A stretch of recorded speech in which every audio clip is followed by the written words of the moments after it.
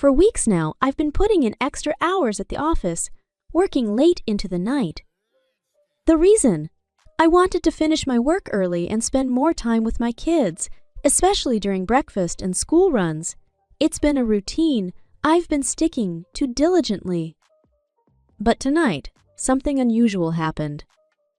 My boss recognized my dedication and allowed me to leave halfway through my usual shift. I felt relieved. It was a reward for all the hard work I'd poured into a project that was now finally completed. As I drove home, my thoughts were filled with anticipation of some quality family time. I was looking forward to seeing my little ones tucked safely in their beds. However, what awaited me at home was beyond my wildest expectations, and not in a good way. When I walked through the front door, a shocking sight froze me in my tracks. There, on our beloved sofa, was my wife in a compromising situation with some other guy. My mind went blank, and I instinctively grabbed my keys, rushing out of the house in disbelief. Now, I find myself back in the familiar confines of my office, trying to make sense of the chaos that has suddenly engulfed my life. My phone is buzzing incessantly with calls and texts from my wife, each message begging me to return so she can explain everything. But at this moment, I just can't. I'm seething with anger and confusion. Never in my wildest dreams did I imagine my wife would betray our vows like this. We've been married for well over a decade, and although we've had our fair share of arguments, who hasn't? I've given her everything she asked for, including our beautiful 3 kids. Now I find myself standing at a crossroads, completely lost and unsure of what steps to take next. I desperately need advice, as I'm grappling with the overwhelming sense of betrayal and hurt that has shattered my world. Update. It's been only 9 days since I last shared the shocking news of discovering my wife in a compromising situation with her affair partner on our sofa. Let me start by saying that the situation has now escalated to unimaginable proportions, and I hardly know where to begin. I've had to take time off work, and I won't be returning until I'm emotionally ready to face the world again. Some of you wondered why I didn't resort to violence against the guy involved. Well, one reason I refrained from that was the fear of getting arrested, which could have led to social services getting involved and complicating an already messy divorce process. Following your advice, I promptly took action to secure our financial assets. I removed my wife from access to our kids' trust funds and my personal bank account, just in case she tried to drain them dry. Mind you, she has her own account for the money she earns at her job. Shockingly, she attempted to empty the accounts just 2 days after my initial post. For the record, I had already taken care of paying the bills for the house and cars even before this chaotic situation unfolded. I didn't waste any time. I went to the doctor for an SATD check just days after my last post, and fortunately, I received a clean bill of health. Then, I had a lengthy meeting with a team of divorce lawyers to understand the next steps. Given my background as a computer technician, I have remote access to our home computer and the secondary laptop the kids use for school. Well, what I discovered was beyond belief. My dear wife had carelessly left herself log into her Facebook account. In a sea of messages, I stumbled upon countless exchanges with her affair partner, filled with photos, explicit messages, evidence of bills paid for hotels, and arrangements for their secret rendezvous. As it turns out, this affair has been ongoing for a staggering 7 years. Her affair partner happens to be the little brother of her best friend, and she initiated this affair when he was just 19. All this evidence has been handed over to the lawyers, and there's no turning back now. I have to wait for a few months, to initiate the divorce process due to the pandemic backlog in the legal system. Furthermore, any remnants of trust in our marriage have been utterly shattered, making it clear that no amount of couples counseling can salvage what's left. 4 days ago, I finally returned home, packed her bags, and showed her the door. The kids are with me, and after a difficult conversation with all 3 of them, they now understand that Mommy won't be coming back, but they can still see her. Despite my anger towards her, I refuse to be the parent who withholds access to the kids. My in-laws and my own family are now aware of what their daughter and sister have done, straining her relationship with them. Her best friend publicly criticized me on Facebook for walking out on her and the kids. My brother-in-law even posted a link to my Reddit post on Facebook, resulting in widespread knowledge of the situation before the post was taken down. As for my wife, I haven't spoken a single word to her since that dreadful night, and all communication will now go through the lawyers. I have text messages from her threatening to ruin me in court, accusing me of being controlling and abusive, but I forwarded all these to my legal team. The latest development in this saga is that I'm awaiting the results of a paternity test to determine if the kids are mine. The affair partner insisted on being tested to confirm if the younger 2 are his.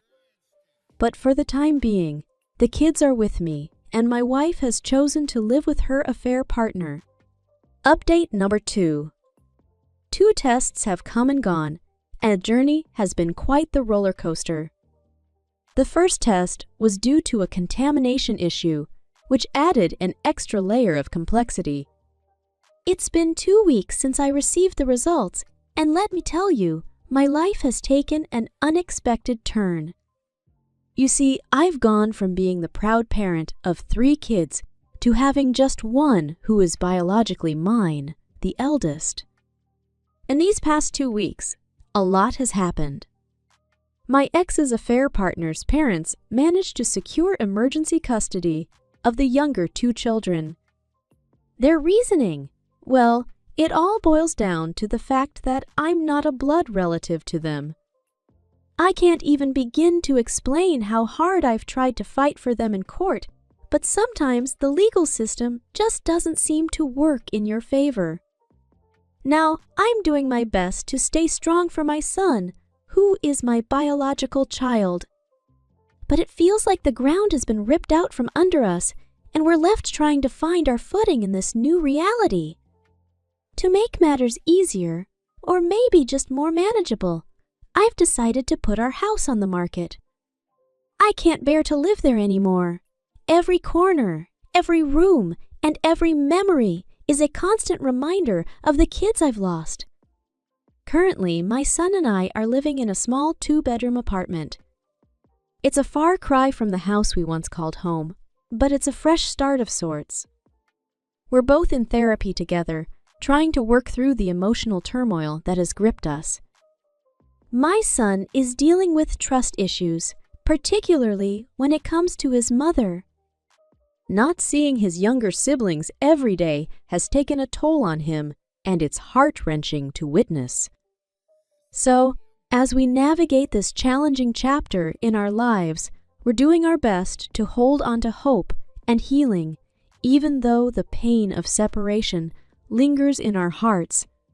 Story number 2. My wife has figured it out. 5 years ago, shortly after my divorce, a new chapter in my life began when I met a woman at a concert.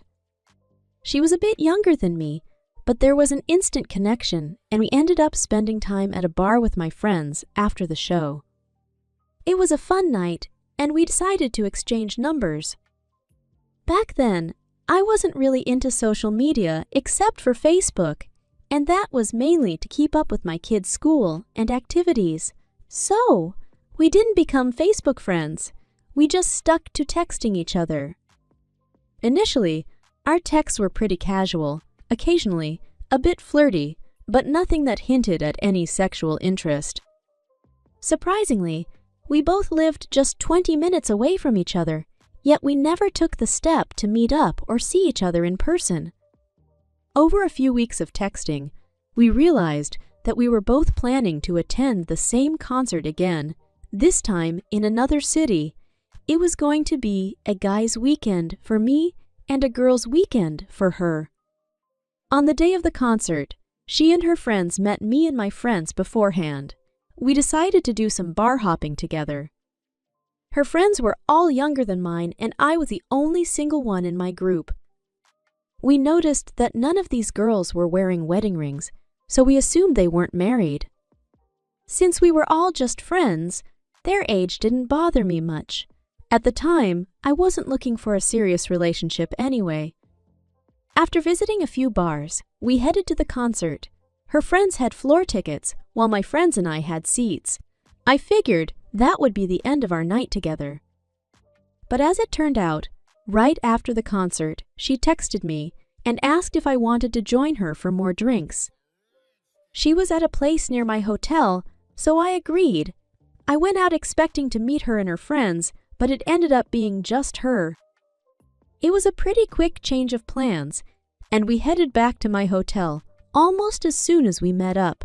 It was quite an unexpected twist.